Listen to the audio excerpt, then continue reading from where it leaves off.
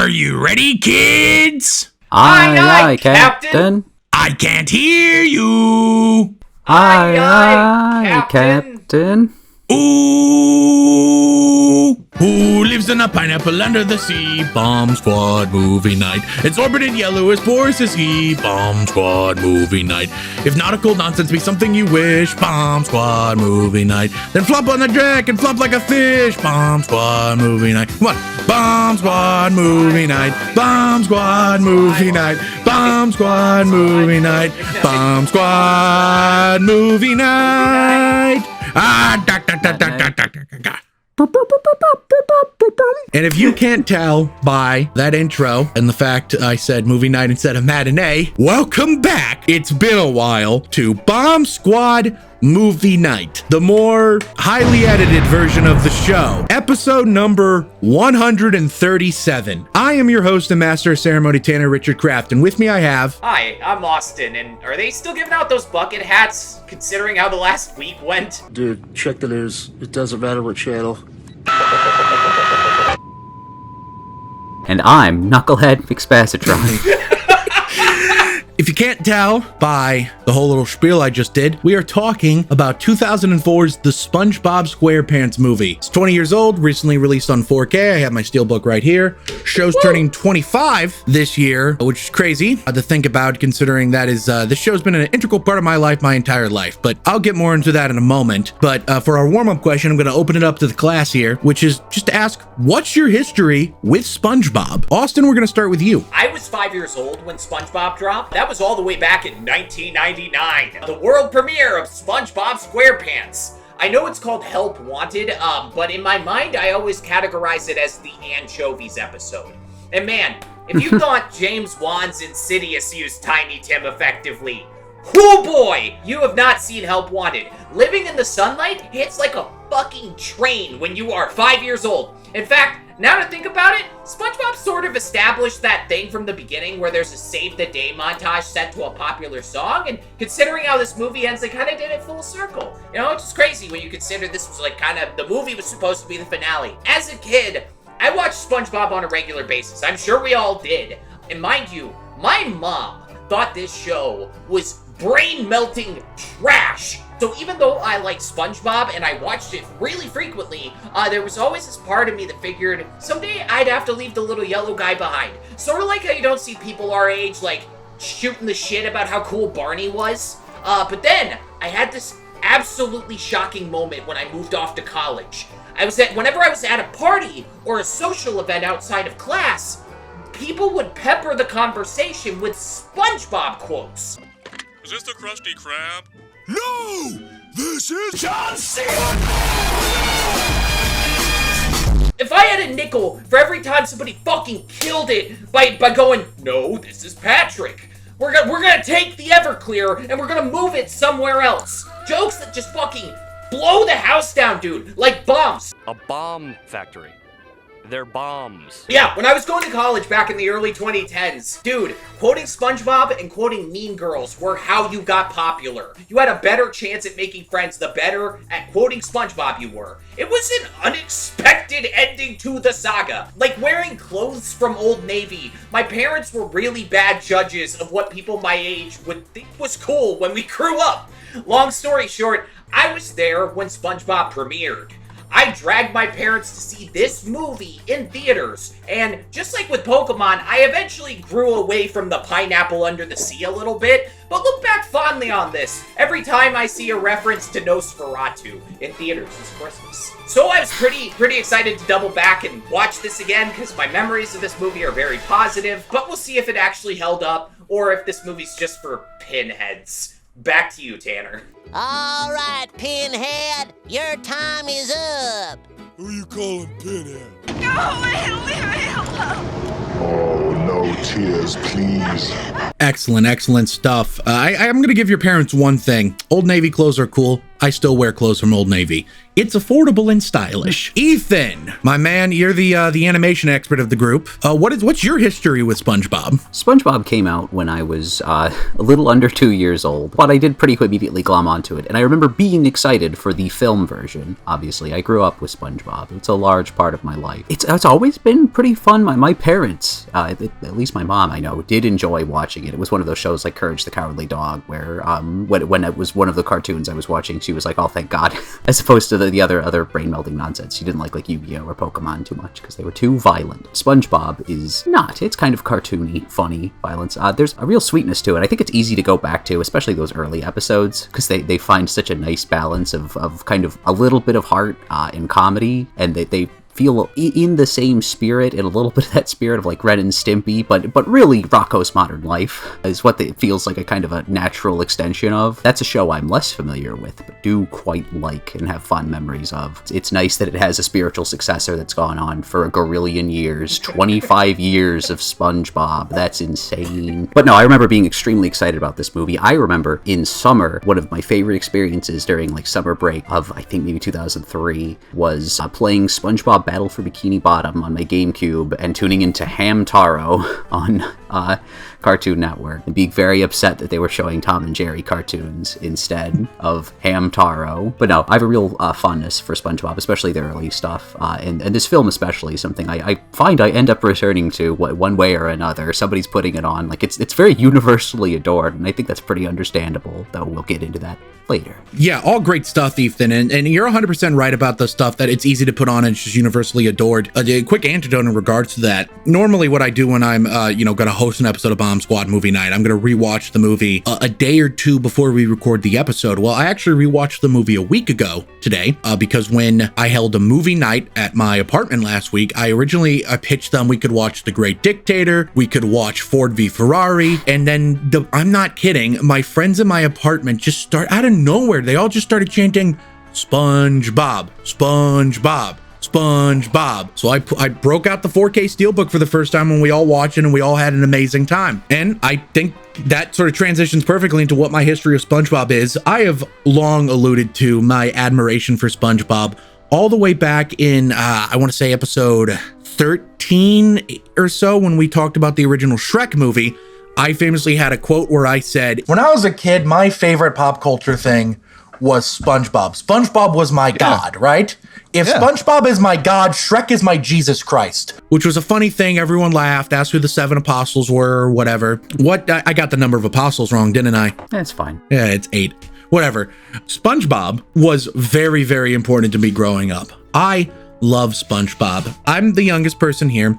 I was maybe a little over 1 year old when the pilot episode of SpongeBob premiered. Obviously, I don't remember that. Nobody has memories of when they were 1 year old. So SpongeBob has just been this object in my life for as long as I can remember.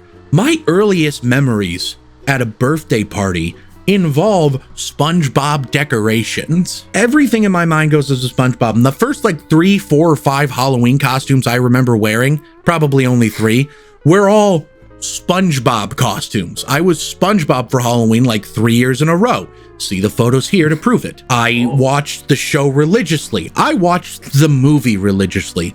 SpongeBob was my everything. And a lot of that had to do with, as a person right now, I have a reputation with my friends to be the more optimistic, happy-go-lucky type of guy. That has been a facet of my personality for my entire life. And I used to say that the reason I love SpongeBob so much is because he was a happy-go-lucky, optimistic guy like me. But I've been thinking lately, is it so much that I love SpongeBob because he was happy-go-lucky, optimistic like me? Or did watching SpongeBob at such a young age influence me so much that it basically wrote my personality to be the happy-go-lucky guy like SpongeBob is? We're not here to psychoanalyze my past or my present self. Point being, SpongeBob, deeply important. I loved the show. I love this movie, as I'll get into here in a second. SpongeBob has always been there for me. Even after the first 4 seasons where a lot of people say it fell off, I still kind of regularly watch the show. I have seen every movie that has had or was planned to have a theatrical release. I watched Sponge Out of Water in theaters. I made Austin very legally download SpongeBob Sponge on the Run from 2020 when it released early in the United Kingdom, but it hadn't released stateside yet. And I asked Austin, please, Mr. Zweemelman, use the very legal sites. No crimes were committed. I can't emphasize this enough. I bought a Blu-ray and gave him the digital code. It's true. That's what happened. And you might say that's childish, but I think a lot of it is that I feel like I owe it to my childhood self to at least keep up with the little guy because of how much he meant to me as a kid and how much, honestly, how much he probably influenced my personality. The first 3 seasons of the show are some of the best television comedy writing ever done. This is going to be blasphemous, but it's kind of the same sort of like hot streak that those first 6 seasons of The Simpsons has. The first 3 seasons of SpongeBob are filled with banger joke after banger joke, but I do think the crowning achievement of SpongeBob is the 2004 animated movie. SpongeBob peaked there. Let's get into why, or why not if one of you guys disagrees with that. What are your overall thoughts on the SpongeBob SquarePants movie? Ethan, we'll start with you. So I think it's a really interesting thing. I went back because there's not a mountain of material on the making of this specific film, which is a shame. I do wish that some of that was better documented, just because it's interesting. But there is a lot of documentation on Steven Hillenburg, the creator of the series, who's a pretty remarkable individual. I'm envious of him because he does seem like one of those people who just kind of fell into incredible success. I'm certain he worked very hard, but it was marine biologist, goes to, I think, Cal Arts. Yeah, Cal Arts for his master's in experimental animation. Immediately afterwards, makes 2 animated films, falls into a major role on Rocko's Modern Life as a result of Dave Murray. Then makes a thing that defines culture, one of the biggest franchises on Earth, actually by ranking. And it's wow. Some people have all the luck, but I mean, also, despite that, this object and this film especially is clearly the product of the animator-driven model, and Hillenburg exists in that, but he exists with none of the ego of a John Kricfalusi, and I think that's kind of represented in his characters and his style, because he's able to far more easily pivot between wild, zany comedies, bits of gross-out stuff, moments of heart, moments where it can be kind of contemplative, the big moment in Shell City. Aside, there are a lot of nice, quiet moments in this film, here and there, which kind of ground you, and I think make it so it's not just completely assaultive of the era of the movie that we sort of saw in the late 90s and early 2000s. This is one of the most exceptional entries in that lineage, despite the fact that a lot of those were pretty good, all things considered. I think it's really funny. I really like the dynamic, the adult child. As someone who spends a lot of time with an adult child in the form of Tanner Richard Kraft, I feel like they really captured the energy of how fun that kind of person can be. Straddling of lines, where he doesn't feel too infantile or grating, but is still just enough that you can understand why other people do find him grating. Are you talking about me or SpongeBob here? I can't quite tell. A little bit of column A, a little bit of column Fair B. enough. And I think Hillenburg and his team and the thing that he facilitated here is a big part of that. I think, but beyond as an object, as a narrative delivery device, which I think you guys are going to discuss more, I think it's really interesting, on a stylistic level too. I think what they're able to do with, you can see line weights in this in a way that isn't super expected because they're taking pen and paper drawings and scanning them, and then they're being colored and later animated in South Korea. Animation artists, the comedy and the style really carries through. There's one shot where they're sitting outside of the bar before going in, and they're super stylized. Patrick is basically just an orb with a couple cones sticking out of him, but way more so than usual, and it looks really funny. The drawings in this are really funny, and that seems like an obvious thing for a cartoon, but that's hard to get, and they really get it here. There's animatics on the home video release, and if you watch them, and it's just the animators doing the voices and everything, and it's still really funny, even when the cartoons don't move none. Patrick! You call that a distraction? I had to go to the bathroom. Well, I got my hands dirty for nothing. Pat, check it out.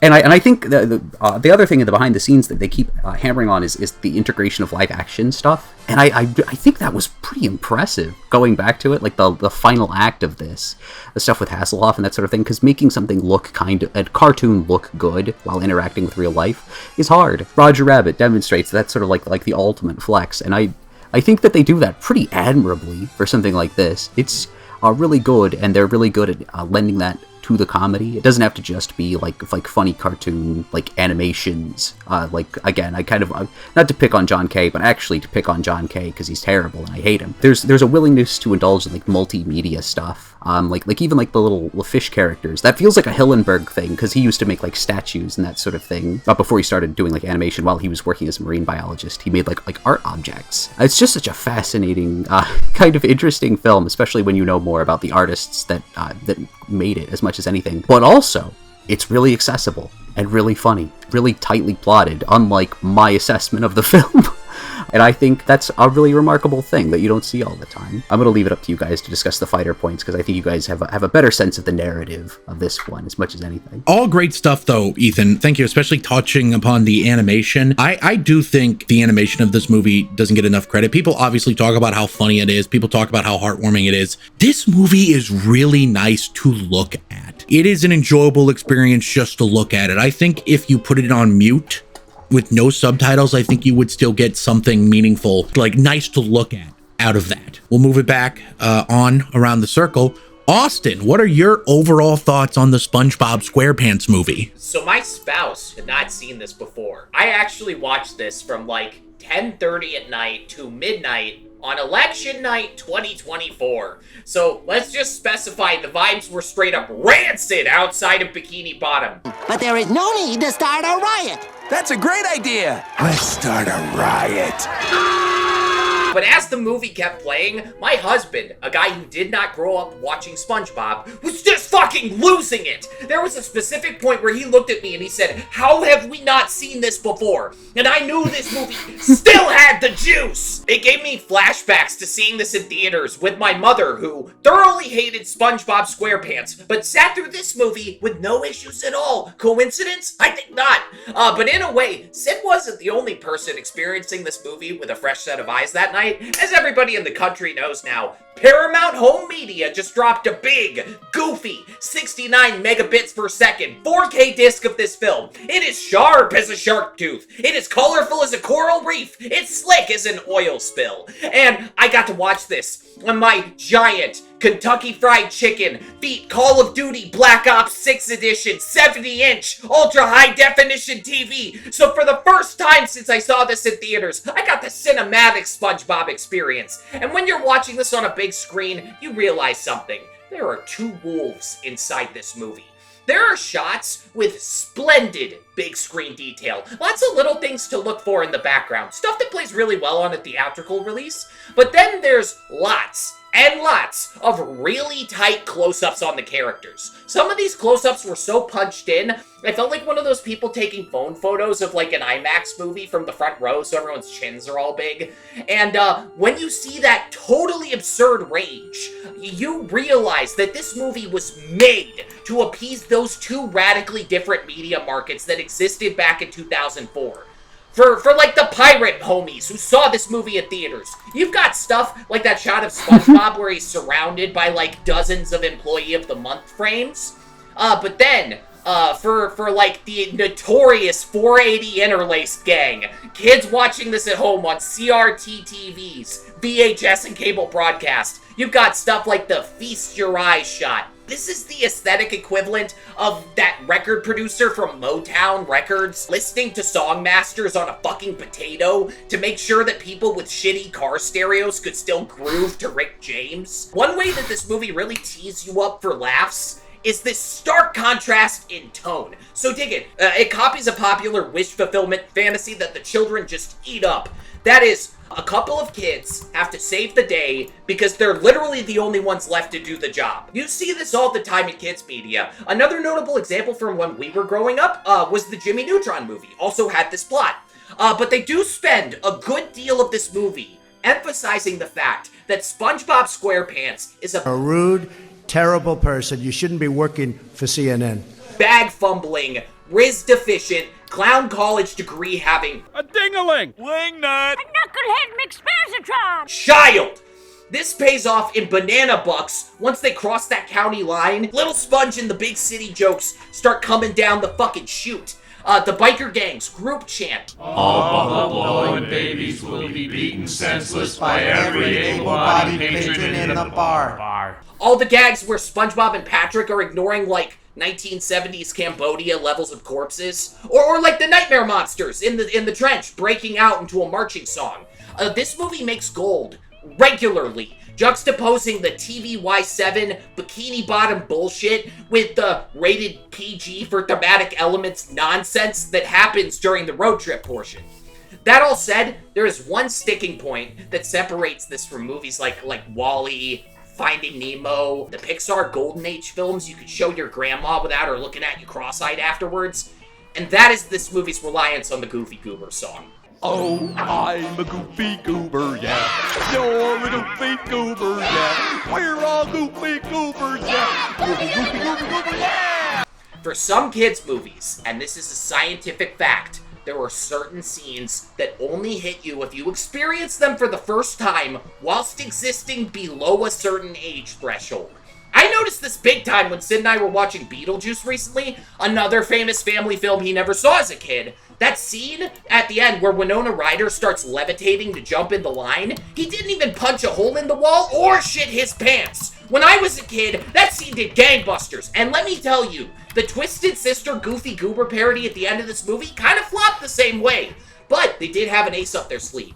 Fucking Ocean Man by Ween. You should have seen his face, dude. Nobody can resist Ocean Man. It's just too charming. But like, to wrap this up here, the SpongeBob SquarePants movie takes what was best about those first 3 seasons of the show, back when Hillenburg was showrunner, that wit, the rampant absurdity, the lovable characters, and it crafts a truly decent road movie worthy of the big screen. For folks who grew up with this, like me, this movie holds a special place in our hearts because it validated our love of a show that looked pretty goddamn stupid from our parents' perspective, but everybody's got to admit, 140 million at the box office, that's pretty good for a couple of kids, right? It's funnier, more exciting, more emotional than you would expect out of an object that looks this dumb. Go check it out, honestly. Back to you, Tanner. All fantastic points. I could not agree more. All right, well, my time to shine. Hello. I watched this movie a week ago. I've seen this movie probably at least 100 times in my life, if you trace it back to all the times I would watch the DVD religiously as a kid. I love this movie so much for a myriad of reasons. Number one, it's so funny. People often cite Band Geeks as the best episode of the show. True musical genius who needs no introduction. It's lit.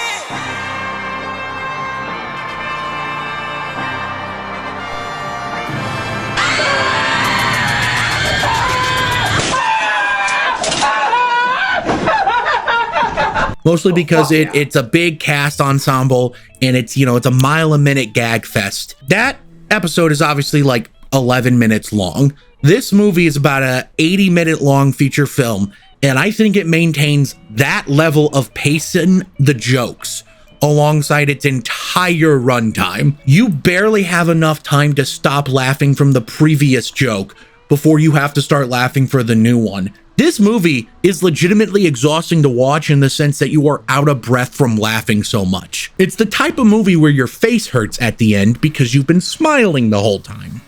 It is gut-bustingly hilarious. I often think back of all the great gags, like when SpongeBob and Patrick are basically getting drunk at the Goofy Goober Sunday bar. That joke kind of went over my head as a kid, but I still found it funny because he was acting silly. There's a gag near the end where, Neptune goes to unfreeze Mr. Krabs, and instead he turns into a real guy, and you go, what? And he goes, huh. I guess I had it set to real boy ending, which is just so funny. It's so absurd. It is the peak of the type of absurdist humor that SpongeBob was really good at. And I think it's genuinely impressive that adults who have no real history of SpongeBob can still find the entire movie hilarious, despite it being made for kids. The jokes still land as an adult. And that's true for most of the first 3, maybe even 4 seasons of the show. It's especially true for the movie. The second reason I love this movie so much, Ethan alluded to it earlier, I talked about it a bit too, it is so nice to look at.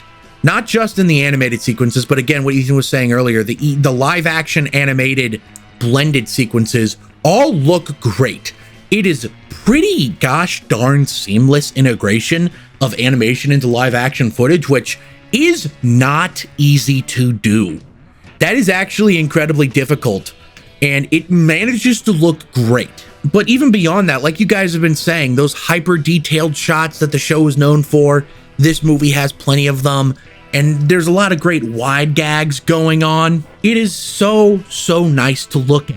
Number 3, why this movie works. It's a genuinely fairly compelling children's movie plot. It is the classic 2 kids are the only ones that can save the day thing, but I think what makes this one stand out a little more is how much it emphasizes the you're a kid part of it, and almost the point of the movie, and I'm of 2 minds about this. Either the ending of the movie is that SpongeBob proved Mr. Krabs and everyone wrong and showed, no, I'm not a kid, I am a man. Or alternatively, at the end of the movie, SpongeBob proved Mr. Krabs and everyone else wrong by saying, yeah, I'm a kid. When you're spending every day on your own, and here it goes, I'm just a kid and life is a nightmare. But it doesn't matter.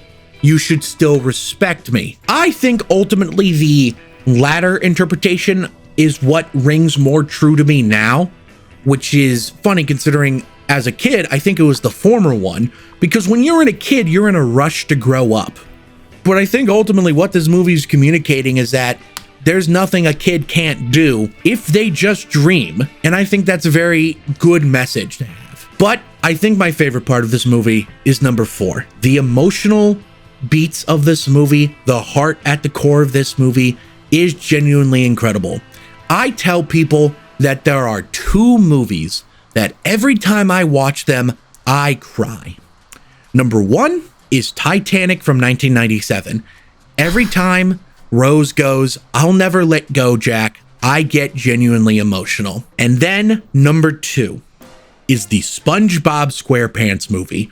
When they're at Shell City, when they're talking about how they failed, they never made it to Shell City, and then Patrick points out, no, SpongeBob, we did make it.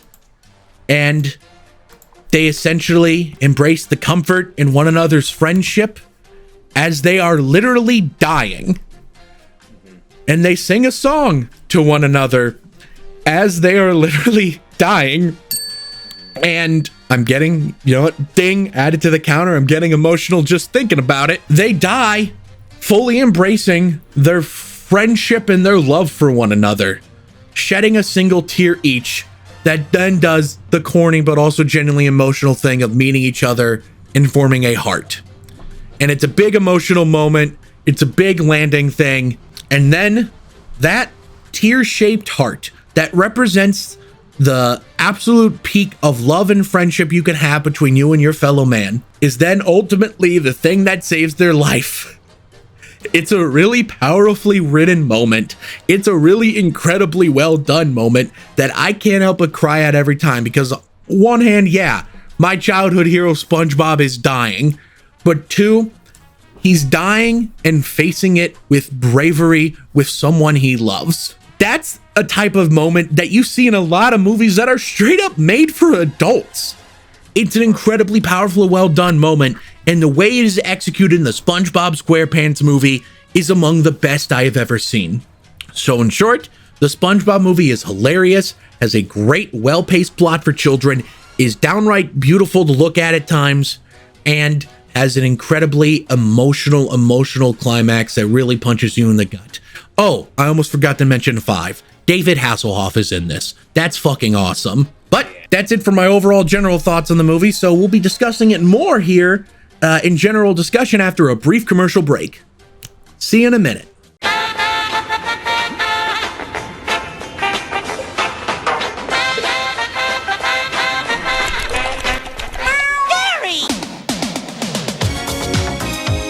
Welcome back from that commercial break for another commercial. See that thing right behind me? right there with all the beautiful colors. That's a movie palette. That's the one for Punch Drunk Love. It's a wonderful little piece of art, and you can get one of your own for Punch Drunk Love for the SpongeBob SquarePants movie, or any movie they have on their website, or if you pay a little extra, any movie of your choosing by going to moviepalette.com. That website again is moviepalette.com. Go in, add something to your cart, but before you hit that place order button, at checkout, make sure you enter the code SQUAD15 to save 15% on your order. Thank you very much. Now back to the show. We're opening it up to general discussion, ladies and gentlemen. Does anyone have anything they want to discuss about this movie generally? I think the most interesting factoid that I found out about this movie that doesn't all the way have to deal with its production is like the theft of the SpongeBob inflatables at Burger King. Have either of you ever heard about this? I've heard about this, but I don't remember how it goes. For the marketing of this film, Burger King had these like 9-foot SpongeBob inflatables on the roofs of their restaurants. His legs were like kicked over the roof, right? This was a tradition that started with this thing called the Whopper Hopper back in the late 80s. The Whopper Hopper was like this big inflatable burger that was on top of the restaurant. It was iconic. They proceeded to do this with other like tie-in promotions. Like they had one for Shrek, Darth Vader, Mario. But the SpongeBob one was cursed because all across America, these things were getting stolen like they were big yellow Fabergé eggs for some fucking reason. This string of robberies became so widespread, Burger King put out the hit on the Sponge Robbers. The chain promised that they would offer a year of free Whoppers to anybody who came forward with information leading to the safe return of Giant Bob Inflato Pants. And you can still find articles about the cops, like, tracking these people down. There's this one really funny one from the Tahoe Daily Tribune, where the teenagers who stole the SpongeBob returned it to the police because they thought cops wouldn't ask questions and Burger King got it back. Fuck the police coming straight from the underground. Foolishness, dude. They probably press charges. But get this. This is the cherry on top. This is the crazy fucking part. You can find one of these on eBay today, right now. There is one up for sale for $2,500. Last I checked, 4 people already had it waiting in their cart. So this thing is probably going to be on somebody's yard soon. The seller claims in the description that they bought it on eBay back in 2004 and the condition was listed as used. So this thing's probably like 1 degree away from stolen. But yeah, I'll take a screenshot, send it over to you, Tanner. I thought that was fucking goofy. That's incredible. On a completely unrelated note, Ethan, can I borrow $2,500? Money, please. Oh, no, there's no money. No. Damn. So this is something that's been on my mind for years, and it's a very stupid thing, because it's like 7 degrees of Kevin Bacon, almost, or whatever. The character of Mindy, right, is played by Scarlett Johansson, a very young Scarlett Johansson, and the thing that's always thrown me is that the design of Mindy looks like Thora Birch as Enid, her co-star in Ghost World. Yeah! And I was like, is that intentional? I don't know. I've found no confirmation. It seems like probably just a really interesting coincidence. Corporate needs you to find the differences between this picture and this picture.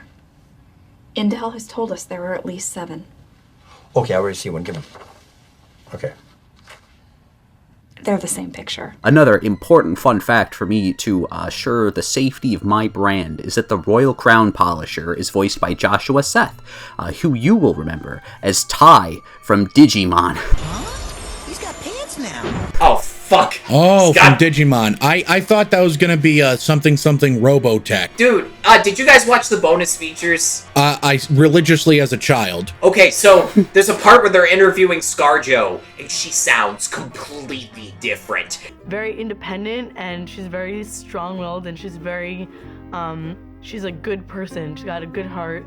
And her dark past, and, you know, all of those things. And never did he say anything about my character's gender at all. It's like how you see how, like, Ariana Grande looked as a child. Like, that much of a difference. She just sounds like somebody who just, like, smoked a whole bowl in a dorm. Because I got high.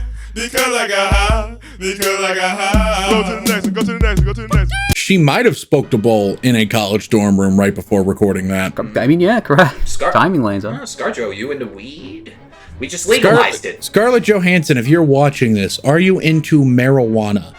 Comment below and let me know. Speaking of 2000 aughts babes, I'd actually not watched the end credits scene until now. I went my whole life not watching that thing. I didn't know there's a scene at the end where they go back to the pirates from the beginning and they're getting kicked out by like a movie theater usher. And I was watching it and I was like, wait a second, I know that fucking person. That's Regina Tova. That's fucking Ursula Ditkovich from the Spider-Man movies. She's the usher in the end credits scene of this. What? Peter Parker's rebound chick is in the SpongeBob movie. Look at her Wikipedia. So it's all Spider-Man, one of my 8 apostles, or however many apostles there are supposed to be, and SpongeBob are connected. That's crazy. I never realized that. I'm familiar with the post-credit scene. It's honestly a reminder of what post-credit scenes are supposed to be at heart. As much as I love the Marvel model, it is kind of annoying that now every movie other than the Marvel model uses their post-credit scenes to advertise the next movie that's never going to come out because the movie bombed at the box office. I miss when post-credit scenes were just jokes. Ferris Bueller coming out in a bathrobe and telling the audience, hey guys, it's me, Matthew Broderick. I will commit vehicular manslaughter in the next 4 years. And you go, huh, that's a weirdly specific thing to say. Wonder what he means by that. It used to be better when there were jokes at the end. Speaking of things that will be much funnier many years later, in the behind-the-scenes features, when Alec Baldwin is being interviewed, at one point, while playing Dennis, he says, I'm gonna come out there and kill the sound man. Yes! I'm so happy you brought that up! It's absurd enough watching the movie where he just goes, I'm gonna kill ya! When I watched it in theaters earlier this year and Alec Baldwin said that, there was like a nervous laughter in the auditorium. It's aged weirdly. Speaking of paying better attention to the credits, and Ethan, I'm so glad you're here for this. So, 1 hour, 25 minutes, and 54 seconds into this movie, sandwiched between the final photographic staff credits and the special thanks, there is a dedication. This movie is dedicated to a guy named Jules Engel, who was Steven Hillenburg's mentor when he studied experimental animation at the California Institute of the Arts. Jules is kind of a cool dude if you read about him. He animated the Russian sprites and the Chinese mushrooms in the Nutcracker Suite part of Fantasia, and he also storyboarded a sequence for Bambi. He did all kinds of shit. Eventually, he was the founding director of the experimental animation program at Cal Arts. And if you go check out the alumni from that program, it's kind of cool. Peter Chung, the Aeon Flux guy, he came from that program. Eric Darnell, the director of Ants, got a lot of big Ants friends in the audience, and Madagascar, probably more popular. Mark Osborne, a name none of you have probably ever heard. He directed Kung Fu Panda, but he also did all the live-action segments for SpongeBob, the show, and this movie. And the big one, Henry fucking Selick. Yeah, without Jules Engel, there might not be a Nightmare Before Christmas or a SpongeBob SquarePants. I know Cal Arts is most famous for their character animation program. We all love Pixar. We all love Adventure Time here. But Jules ran the program for the misfits of animation. And I'm happy that this dude's name gets to live on in a wonderful movie like this. And it's also really funny they put a question mark next to the year he was born. That is some classic I was born in Central Europe before refrigerators were invented energy. They don't know when he was born. He was that old. Wow. That's cool. I'm like patiently waiting for Ethan to just like bring up some TV show from the 50s. It is worth noting that Hillenburg was inspired in part by dear father Ralph Bakshi, because one of the series that he was watching besides Ren and Stimpy was also The New Adventures of Mighty Mouse. Woo! And by The New Adventures of Mighty Mouse, I mean Mighty Mouse The New Adventures, because there's another show also called The New Adventures of Mighty Mouse, which is deeply confusing. It's not your fault. No. This time I'm really going to do it. It's worth noting there's a deleted sequence in this film that's in the animatics where Sandy was originally not going to be brainwashed. She was apparently going to be on land having her own adventure. And in the animatics, she's represented by an actual photo of a squirrel because she's on land where she's being chased by like Men in Black. And also there would have been live action SpongeBob, Patrick, and Squidward, like on land human equivalents. Sandy Cheeks, is that you? SpongeBob made me stupid. SpongeBob made me dumb. Just a fun little snippet. I imagine it was pretty difficult to figure out where to slot that in, but I would have liked that in the final picture, have something kind of fun, an excuse to get Sandy into the video game where you could play as her again. Sandy is, if I remember the IMDb trivia correctly, Sandy only has 2 lines in the entire movie. I paid 10. She's probably the most prominent main character of the show that has, like, the least to do in the movie. But hey, there was a Burger King toy, karate chopping Sandy Cheek. I do remember the Burger King toy. I'm going to bring this up just because, you know, we've been talking a lot about Steven Hillenburg. I think it's worth mentioning to bring the mood down a little bit. Steven Hillenburg passed away in 2019 due to complications of ALS, aka Lou Gehrig's disease. I remember that day. It was a very tragic, horrible day for me. I was very upset that day. And it was only exacerbated by the fact that this happened like maybe not even 2 weeks after Stan Lee died. If my memory serves me correctly, it was a rough time, especially because it was not a good time in my life for personal reasons. Felt like a lot of crappy, horrible things were stacking up on top of me. Steven Hillenburg may have died young, but by God, he clearly left a legacy. If the only thing he ever did was direct this movie, it would be an all-time legacy, but the first 3 seasons of SpongeBob, all the wonderful work he did, what a guy. Dude, when you said left a legacy, all I could think of was the 13-foot Hasselhoff replica they used for this movie. The one with the yak hair. That was the one I was talking about. It cost like 20 grand to make the big replica. They had to do macro photography on it. Dude, so that thing was supposed to go up for auction in 2013. Hasselhoff was selling off some shit related to his career. And get this, he couldn't part with it. 3 days before the auction, he pulled the Hasselhoff replica from this movie that they used to shoot some of the scenes. He's like, no, I'm keeping Big Hasselhoff. He stays with me. I think that's something that, like, that's the joke that ages the best as an adult is when Hasselhoff shows up. Because, like, when I was a child, I just thought David Hasselhoff was like, I thought he was like a famous firefighter or something.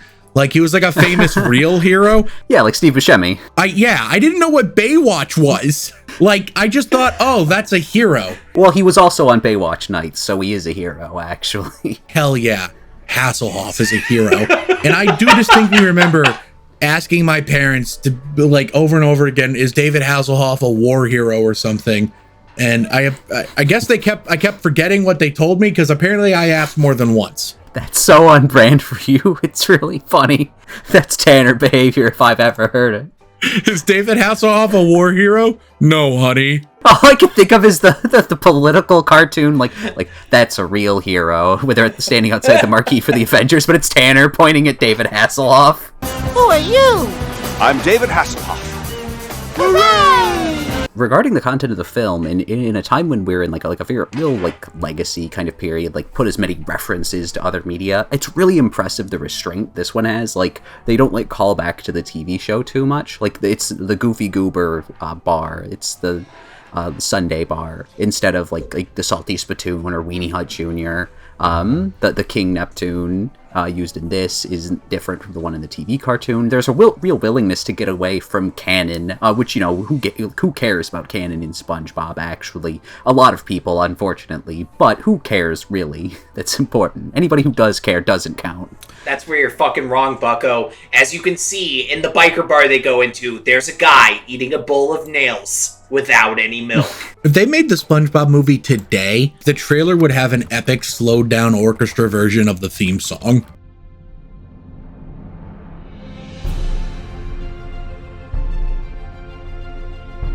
Or Ocean Man. No, just imagine like Ocean Man with the reverb, just like Ocean Man. Yeah, that's actually what they couldn't make bobbing sponge dolls today because of woke. Don't worry, under the new America, woke is no longer a problem, as Plankton has been elected president. There's a really good bit in the behind the scenes like interviews where it's clear that they've asked him a question, or it's a continuation of some discussion from earlier within the behind the scenes features. But at one point, Bill Fagerbakke is asked some question, but you only hear the response, Patrick is a gamer. The sentence is death. Yeah, I think Patrick's a gamer, and it's really funny because that's like the only bit of interview with him that survives into the behind the scenes, aside from like a plot synopsis of the show setup. I think we're running out of steam here, so we're gonna go ahead and transition to our final thoughts on the SpongeBob SquarePants movie. Austin, go ahead. This movie has been with me for 2/3 of my life. And not like Shark Tale that's just been around for 2/3 of my life. This movie has been with me that whole time. I haven't revisited this thing in 16 years, but I still remember the quotes like it was yesterday. And it's still winning the people over in my life. Sid absolutely loved this thing.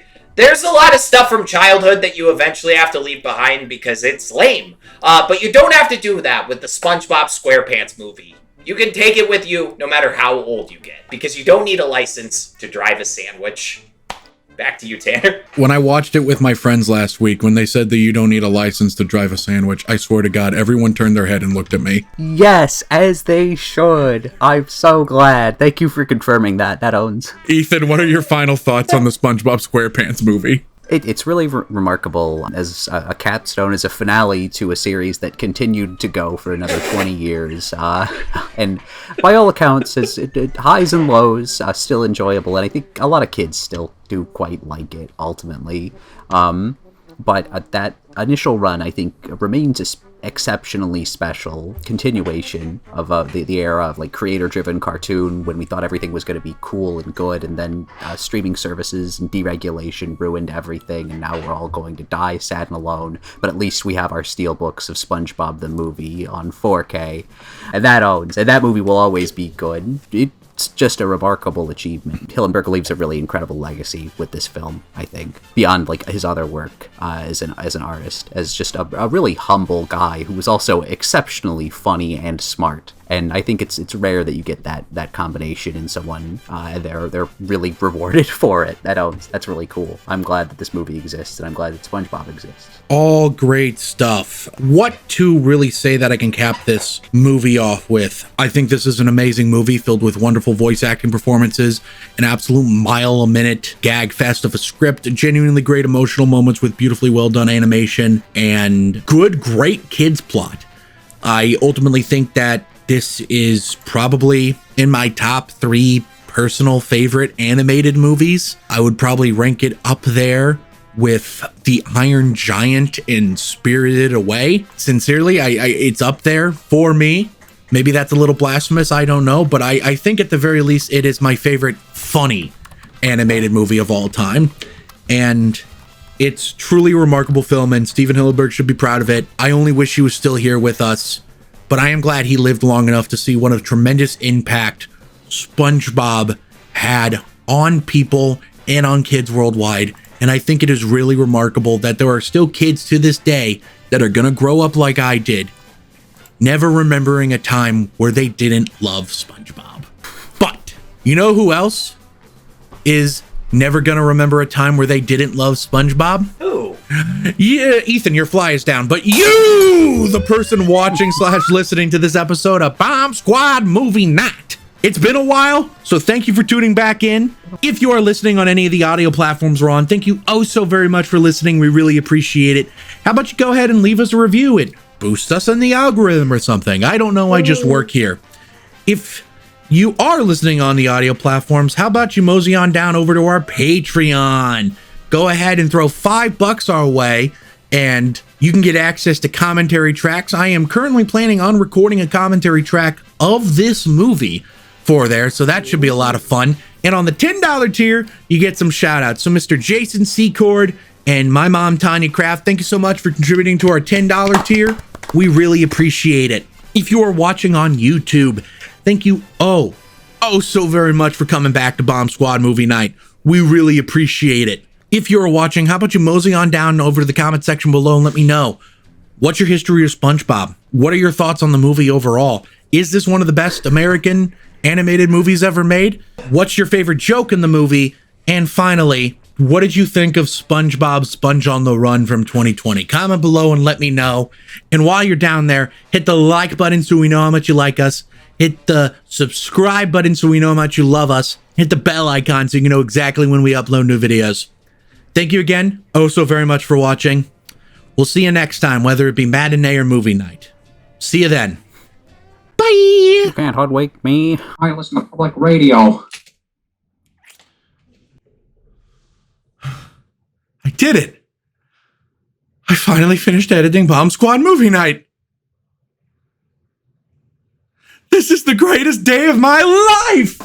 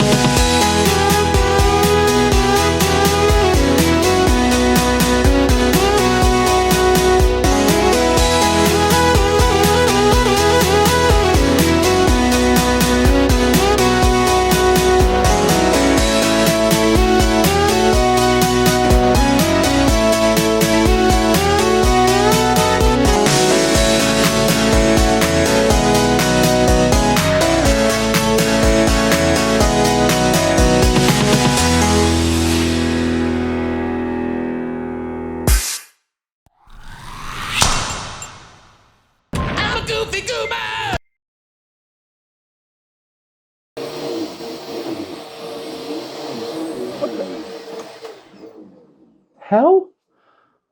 What are you still doing here?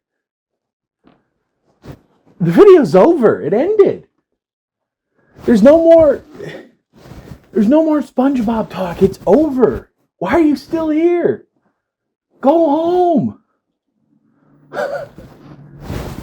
Jeez. Silly little goofballs. I'm vacuuming my apartment. Get out of here.